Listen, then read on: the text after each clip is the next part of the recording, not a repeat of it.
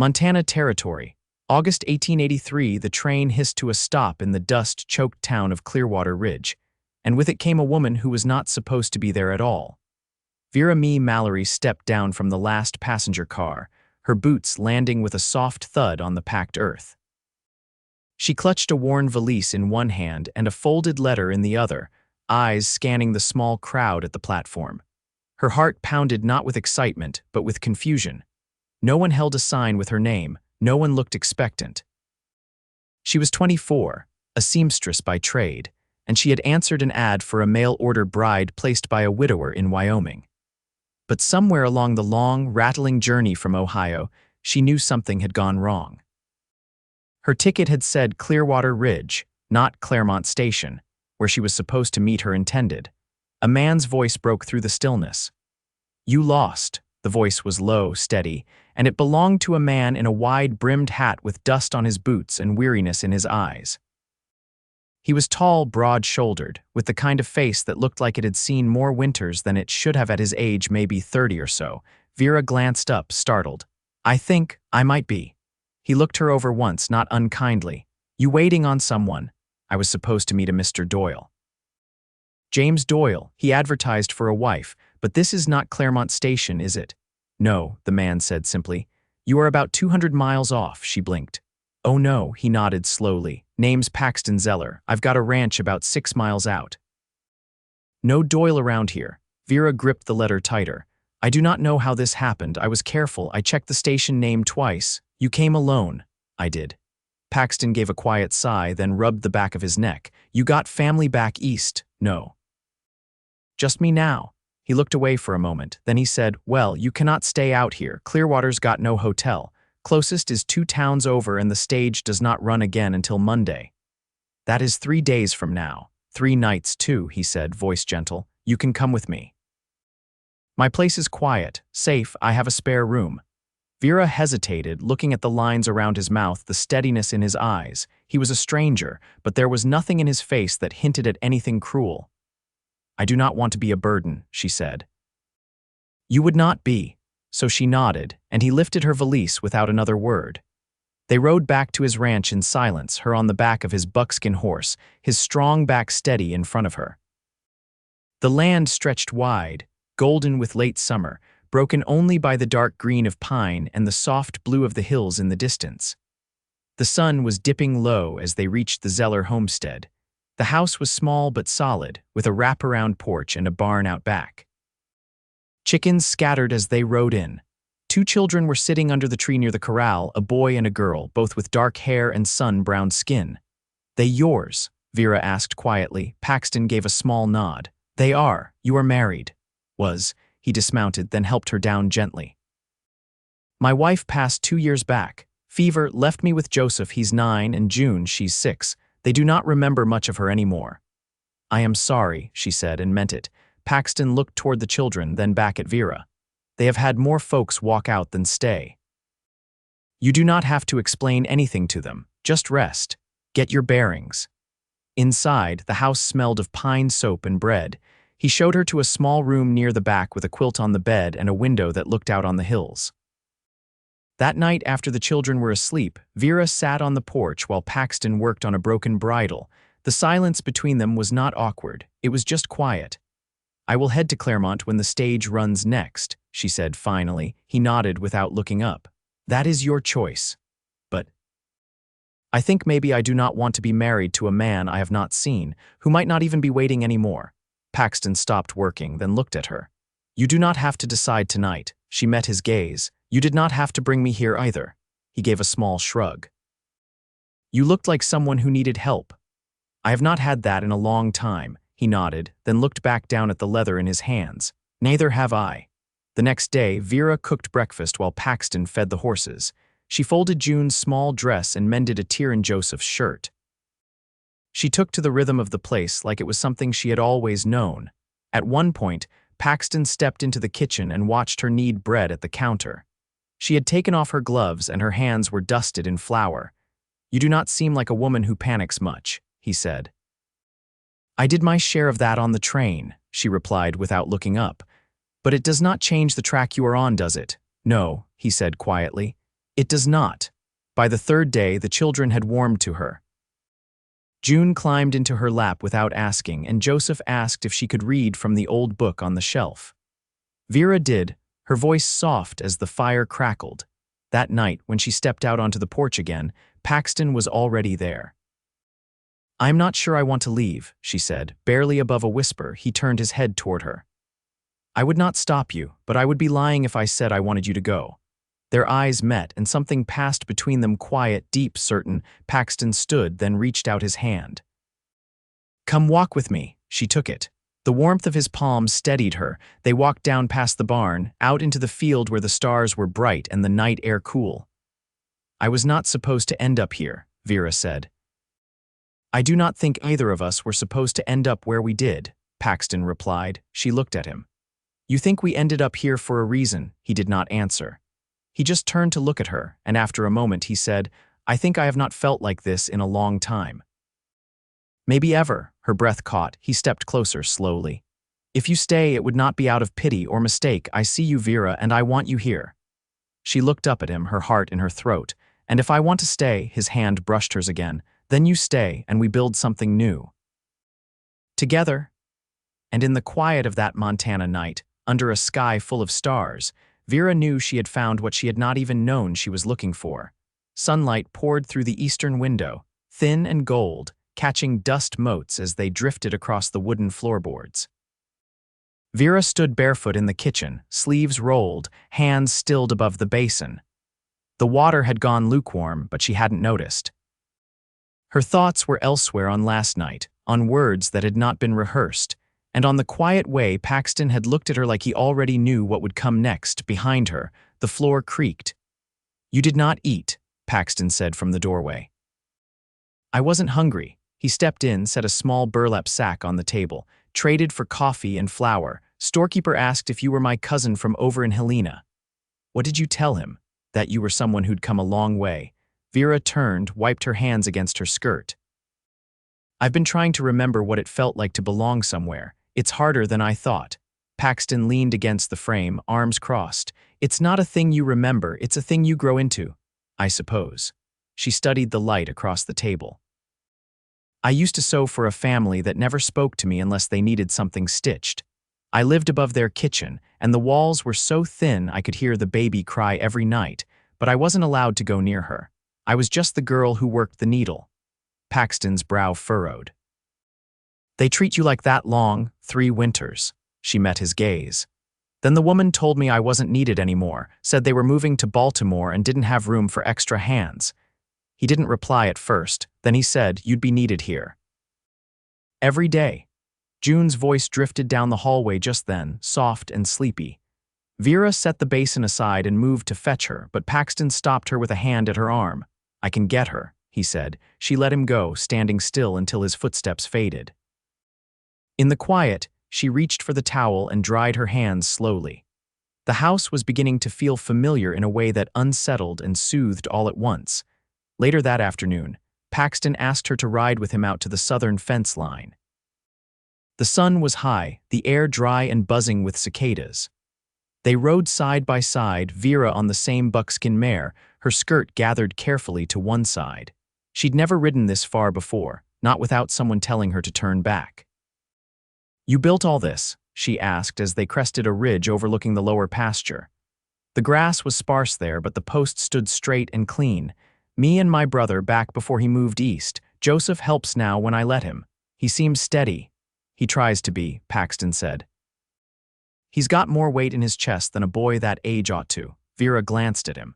"Because of her?" Paxton didn't answer right away. His jaw worked once, then he said, "He used to wait at the door every day thinking she'd come back, wore the handle smooth." Vera's throat tightened. "And now, he watches June like she's made of glass. Won't let her out of his sight for long. He's afraid of losing again." They dismounted near the fence and Paxton knelt to adjust a loose rail. Vera crouched beside him, brushing her fingers along the worn wood. "She was young," Vera asked, not quite looking at him. 28, strong too, never thought something so small as a fever could take her down." He paused. "There were days I thought I wouldn't find my way back from it. And now," his eyes met hers. "Now I'm starting to think maybe I will." She studied him a moment, then reached out to steady the rail while he hammered the post into place. The rhythm of it, the sound of iron against wood, settled something inside her. When the last nail was driven in, he stood and offered his hand. She took it without hesitation. That evening, Vera asked Joseph if he would show her the old cedar by the creek where he liked to sit. They walked together, June trailing close behind with a bundle of wildflowers. Joseph spoke little, but when he did, it was with the measured tone of someone older than his years. "She likes you," he said once June had darted ahead. "I like her too." He kicked a stone from their path. "You'll leave though, people always do." Vera crouched beside him. "I haven't decided yet." He folded his arms. "If you stay, do you know how to fish?" "Not well," he nodded. "I could teach you." The words hung there between them, fragile and brave. Back at the house, Paxton was waiting on the porch, sleeves rolled to the elbow, a book open on his lap. He looked up and nodded once when he saw her, the corner of his mouth lifting just slightly. "Joseph's going to teach me to fish," Vera said as she climbed the steps. "I'll have him show you the deep bend," Paxton replied. "Good shade there." She lingered at the railing, watching the sun drop behind the ridgeline. Then she said, "You said before that you see me." "I did. I believe you." He closed the book slowly. "And I think I want to see what happens if I stay." He stood, walked to where she stood, and took her hand. The air between them was warm and still, filled with the quiet certainty of something beginning. "I'd like that," he said. She leaned into him, her head resting lightly against his shoulder. Behind them, the house stood quiet, the fields stretched wide, and the sky turned the color of worn copper. Neither of them said anything more. They didn't have to. 3 weeks passed, and the light changed. The sharp heat of August gave way to crisp mornings, and the leaves along the creek turned the color of rust and gold. Vera found herself waking before the rooster, tying her hair back with a ribbon June had given her, and stepping into the day with a sense of quiet belonging she dared not name. She had not spoken of leaving again, and Paxton had not asked. One afternoon, while Paxton was in the north pasture with Joseph, Vera opened the cedar chest in the corner room and found a stack of folded linens and a child's knitted bonnet at the bottom. The wool was soft, the color faded lavender. She ran her fingers over it gently, then closed the lid and sat beside it for a long moment, listening to the wind shift outside the window. When Paxton returned, his shirt damp with sweat and dust at his collar, he found her mending a saddlebag on the porch, needle working in steady rhythm. "You ever think about going farther than Ohio?" he asked, setting his gloves aside. "My aunt once said there were too many strangers west of the Mississippi. That's why she never went." Paxton sat on the step below her. "You think that's true?" "I think strangers become less strange the longer you carry water beside them." He nodded once. "Joseph wants to build a coop for the hens, said it'd make it easier to gather eggs before school. He could draw something up," she said. "I'll help him mark the lumber." Paxton looked up at her. "You've made a place here." "I didn't mean to," she answered softly, "but I think maybe it was waiting." That night, the children fell asleep early. Vera stood at the stove, stirring a pot of beans with a sprig of sage from the garden Paxton had shown her behind the barn. The air inside carried the scent of earth and wood smoke, and when Paxton came in, he paused in the doorway as if the quiet had surprised him. "This house feels different," he said, not quite looking at her. She turned from the stove. "How so?" "Less hollow, like it's remembering what it's for." Vera set the spoon down. "Do you ever think about marrying again?" He stepped forward, slow. "I didn't, not until now." She held his gaze. "If I stayed, I wouldn't want to be someone who filled a space. I'd want to build something new with you, nothing borrowed from what came before." Paxton's voice was low. "I wouldn't ask you to be anyone else." He took her hand, and for the first time she let herself lean into the warmth of it without hesitation. The next morning, Joseph came into the kitchen with a sketch rolled under his arm. Vera poured him milk while he spread the paper on the table, explaining how the coop would angle for rain to run off clean, how he could carve a hatch for June to reach without stepping in the mud. Paxton stood behind them, arms folded, watching his son speak with more ease than he had in months. Later, after chores and supper, and a walk past the orchard where the apples were beginning to swell on the branch, Paxton asked Vera to sit with him by the fire. The room was dim, light flickering across the walls, and his tone was steady when he spoke. "I've known a lot of days that started empty," he said, "but they don't feel that way anymore." Vera folded her hands in her lap. "I feel the same." Paxton reached into the drawer beside the hearth and pulled out a ring, simple, gold, the band worn smooth with age. He held it between them. "My mother wore this for 32 years. She gave it to me before she passed, said to use it when I found someone who made the world quiet around me. You do that, Vera." She didn't speak right away. Her throat tightened, and when she did answer, her voice was a whisper. "Yes." He slid the ring onto her finger. It fit as if it had been waiting. They didn't kiss, not yet. But their hands remained clasped long after the fire died down, and the hush that settled over the house was deep and full. The first frost came in the night, silvering the grass and curling the last of the garden leaves down to the earth. Vera stood near the barn door just after sunrise, her shawl pulled tight, watching her breath rise in brief clouds. The horses shifted in the corral, their coats thickening for winter. Inside the house, Paxton was tightening hinges on the pantry door while June sat cross-legged nearby, sorting dry beans into a basket. Joseph was out back with a handsaw, trimming lengths of cedar for the new coop frame. The week had settled into quiet routines, the kind that didn't need announcing. Chores passed between them without being asked.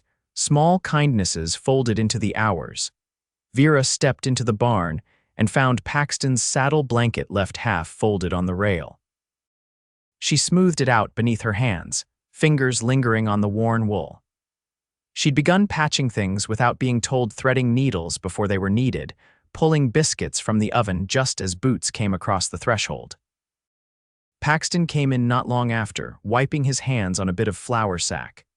"You seen the spare bridle?" Joseph took it to fit the new post. "He said he'd bring it back before you ride out." He nodded, then leaned against the stall wall. "I've been thinking we ought to fix up the lean-to near the orchard. If snow hits early, it'll be good to have a place to store dried wood and tools." "I can take measurements," Vera said, "and I could paint the inside before it gets too cold." "It's dark as a root cellar in there." Paxton studied her quiet a moment. "You don't ask before you take on work." "I never had the luxury of asking." "You do now." She met his eyes. "I know." He stepped toward her, close enough that she could smell the cedar clinging to his shirt. "You said you wanted something built new, not borrowed. I want that too, but you should know I've got no land papers to pass down, no bank coin tucked away. What I have is what you see." "I wouldn't want anything that didn't come honest." His jaw eased. "Then we're even." That afternoon, Vera took June to the creek to gather smooth stones for the stove perimeter. June carried a little satchel, her braids bouncing as she stepped between roots and fallen leaves. At the water's edge, she crouched to examine a dark stone shaped like a heart. "Do you think Mama can see us?" June asked, turning the stone in her palm. "I don't know," Vera said, "but I think she'd want you to keep finding things that make you feel warm inside." June held the stone tighter. "I like when you braid my hair." "I like it too." They walked back together, the basket of stones swinging between them. When they reached the house, Joseph was sitting on the porch steps, a wrapped bundle beside him. "I found something," he said, handing it to Vera. Inside was a pair of leather gloves, the stitching small and neat. "They were my mother's," he said. "They don't fit me anymore." Vera looked at him, the weight of the gift settling in her chest. "Thank you," he shrugged, but his ears turned pink. "You'll need them when the cold sets in." That evening, Paxton lit the lamp early, the sky already bruised with dusk. Vera added cinnamon to the apples she'd peeled, the scent curling through the house. The table felt fuller than it had a month before. 4 chairs, 4 bowls, 4 stories shared between bites. After the children had gone to bed, Paxton poured 2 cups of chicory from the kettle and handed one to Vera. They sat by the hearth, the fire low and steady. "I sent a letter today," he said. She looked up from her cup. "To who?" "To the county clerk in Helena. Asked about someone who could come out and join us for a ceremony, just something small, private." Vera didn't answer right away. She folded her hands around the warm tin cup and looked into the flames. Then, "You're sure?" "I've been sure since the day you carried June up from the creek and asked if we kept salve for scraped knees." She smiled, soft. "I'd like it to be here." "In the orchard maybe, before the leaves fall." His voice dropped. Then that's where it'll be.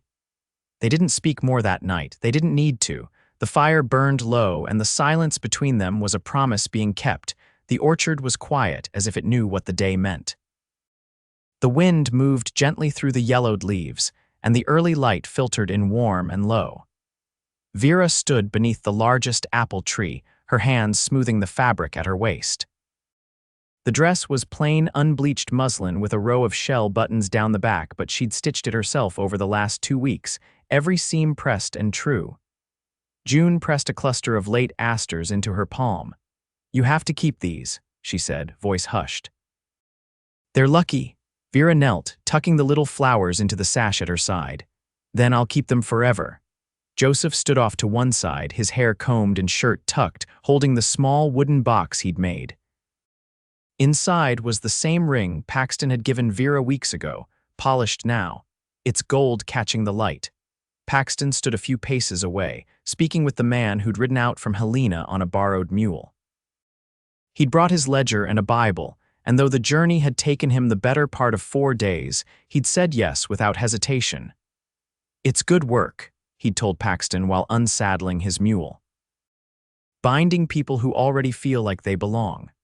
When the vows were spoken, Vera's voice didn't shake. She kept her eyes on Paxton, steady as she had been from the start. His hand, calloused and sun-darkened, trembled only once when he slid the ring back into place. No one clapped. No one cheered. But the stillness that followed felt full like the hush of snowfall or the moment before a newborn's first cry. Afterward, they ate outside. Vera had baked a sweet corn loaf and stewed apples with cinnamon bark. Paxton brought down a bottle of blackberry cordial he hadn't opened since the year Joseph was born. The children passed around tin cups and slices of bread, and the man from Helena gave a quiet toast. "To what's been built," he said, raising his cup, "and what will hold." Vera looked across the table to Paxton, and he nodded once just for her. That evening, after the dishes had been washed and the children tucked into bed, Vera stepped outside. The moon had risen low over the hill, and the orchard shimmered silver beneath it. She didn't hear Paxton come up behind her, but she felt his presence like she always did, solid, certain. He wrapped a blanket around her shoulders. "I thought you might be cold," he said. "I'm not." They stood without speaking for a while. The leaves whispered above them. "I've been thinking about that lean-to," Vera said. "If we build it out longer, we could hang herbs and seed bundles before spring." "I was thinking the same." She turned to face him. "We're a good match." He rested his forehead against hers. "Better than I ever hoped for." They kissed, then unhurried, real, and when they pulled apart, the world didn't feel different. It just felt right. 3 winters passed. The coop Joseph built still stood, though its roof had been mended twice. The orchard bore heavier fruit each year, and June now had her own stool by the stove where she stirred pots and practiced knotting her apron strings. The house had grown too. Paxton and Vera had added a second room that spring, with space enough for a cradle beside the bed.